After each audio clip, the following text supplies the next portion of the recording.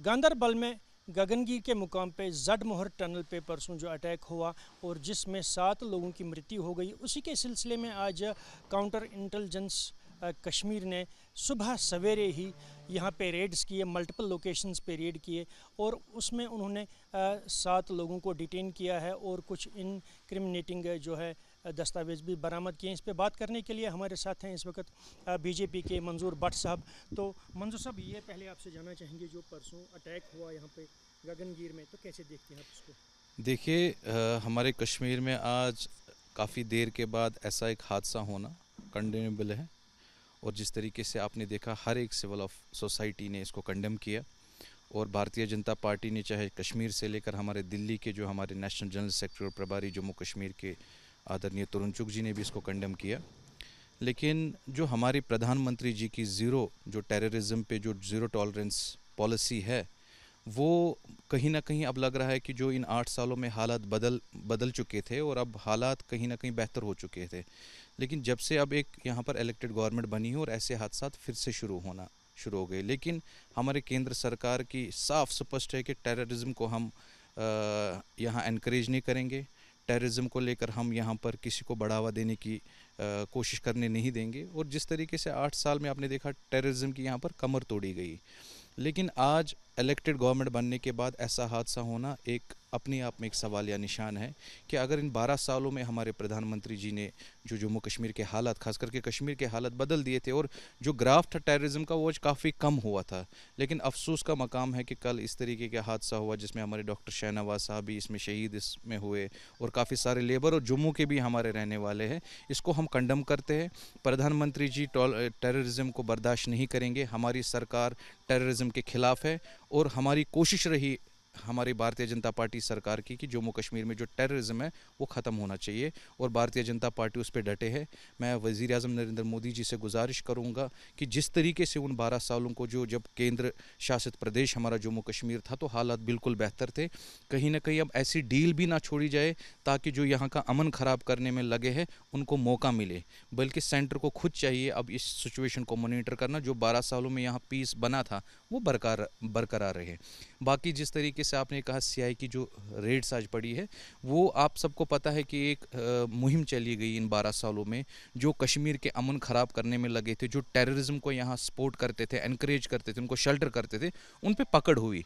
और उसी पकड़ के साथ चाहे हमारी एनआई है, हमारी स्टेट इन्वेस्टिगेशन एजेंसी है या सीआई के है, तो इनका अपना काम है। सिक्योरिटी पॉइंट ऑफ व्यू इनको चाहिए कि जिस तरीके से जो कश्मीर के हालात ख़राब करने में लगे या टेररिज्म सपोर्ट करते, उनको कहीं ना कहीं उन पे पकड़ होनी चाहिए।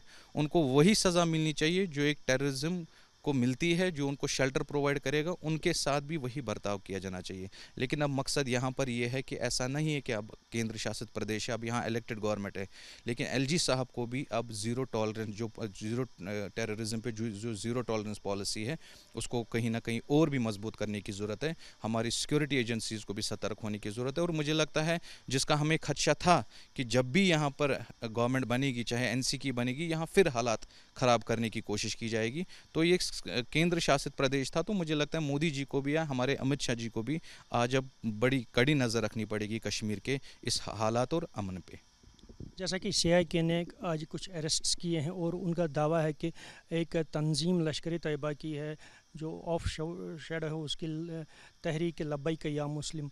तो आपको लगता है इससे कि यहाँ पे जो मिलिटेंसी है अब फिर से ग्रूम होने लगी है?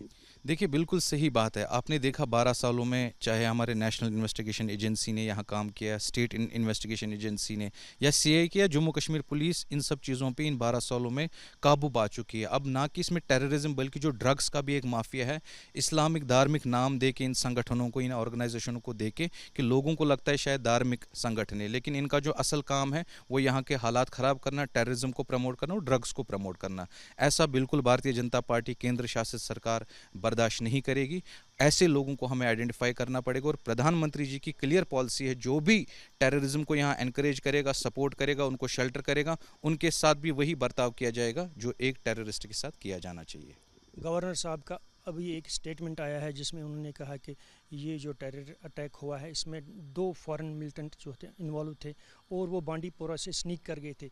आपको लगता है कि हाँ थोड़ी सी चौकसी बढ़ा देनी चाहिए बॉर्डर्स पे थोड़ा सा? देखिए वो ऑलरेडी हमारे, आपने देखा कि डिफेंस मिनिस्टर राजनाथ सिंह जी काफ़ी बार जम्मू कश्मीर के बॉर्डरों का दौरा किया और जो वहाँ कमज़ोरियाँ होती थी उनको कोशिश कर रहे थे। लेकिन यहाँ बात है कि आज इतने वक्त के बाद इतना बड़ा हादसा उनको क्या एनकरेजमेंट मिली? देखो जो बीजेपी ने एक यहाँ पर ज़ीरो पॉलिसी जो टेररिज्म को लेकर की थी और कहीं ना कहीं टेररिज्म की कमर टूट गई थी, अब इन्फिल्ट्रेशन भी कम हो गई थी, बाकी चीज़ें, अब उनको लगता है कि शायद वो डर यहाँ ख़त्म हो चुका है, अब यहाँ पर एक सरकार बनी है तो इनको एक एनकरेजमेंट मिलता है। मैं समझता हूँ उनकी गलतफहमी है। प्राइम मिनिस्टर अमित शाह जी या हमारे रक्षा मंत्री जी इसको जम्मू कश्मीर को खुद मॉनिटर कर रहे हैं और ऐसे हादसातों को जो भी अमन खराब करने में लगेंगे इधर, उनके खिलाफ कार्रवाई होनी चाहिए और वही टेररिस्ट के साथ उनके साथ भी वही सलूक होना चाहिए जो एक टेररिस्ट जो मुल्क दुश्मन होता है।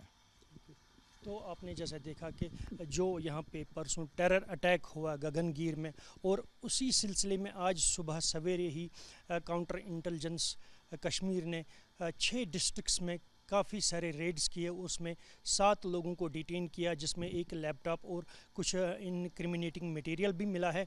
तो ये आपको बता दें कि नेशनल इन्वेस्टिगेशन एजेंसी जो है उसको कल ये टेरर अटैक का जो है सारा मामला सौंप दिया गया था। उसके बाद आज सुबह सवेरे यहाँ पे ऐसे रेड्स होना ये साफ दर्शाता है कि यहाँ पे जो है सिक्योरिटी एजेंसीज ने कमर कस ली है कि यहाँ पे जो मिलिटेंट्स हैं उनको एलिमिनेट करके ही रहेंगे।